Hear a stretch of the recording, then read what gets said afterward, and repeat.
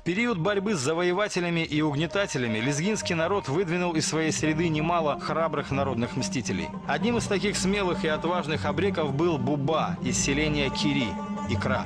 Он родился в конце 70-х годов 19 века. Уже юношей отличался от своих сверстников крупным и статным телосложением, могучей энергией, добрым нравом и смекалкой. Вырос он в бедной семье. Перенесший в юности много бед и лишений, он на собственном опыте познал, что такое несправедливость. Видя, как страдает его народ, он объявляет открытую войну царской администрации, а также ее местным халуям и приспешникам. Он облагает данью всех богатеев-притеснителей народа в Дербенте, Баку, рыбопромышленников Каспийского побережья. С оружием в руках он наводит ужас на местную знать, но щедр с бедными. В народе его называли Кири-Буба. Более 10 лет Кири-Буба был некоронованным королем на территории Юго-Восточного Кавказа. Его резиденции располагались в Баку, Дербенте, в нескольких местах Тюринского округа и в Самурской долине. Профессор Вагабов о народном мстителе писал так. Буба был незаурядным народным героем, исторической личностью, который своими поступками и отвагой не уступил таким известным на Кавказе именам, как Залимхан, Заур, Дато-Туташхия.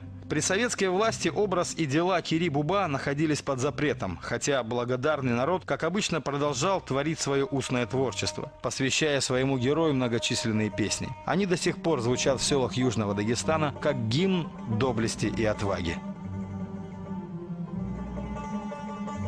Кири-Буба никогда не умрет, дух его будет витать над горами.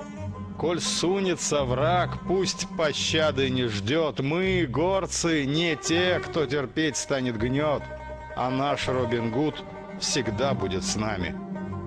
Надпись на камне могильном гласит: у жизни Кири не выпрашивал брода, в истории нашей оставил свой след и доблесть прославил на 1000 лет. Да будет он вечно в сердце народа.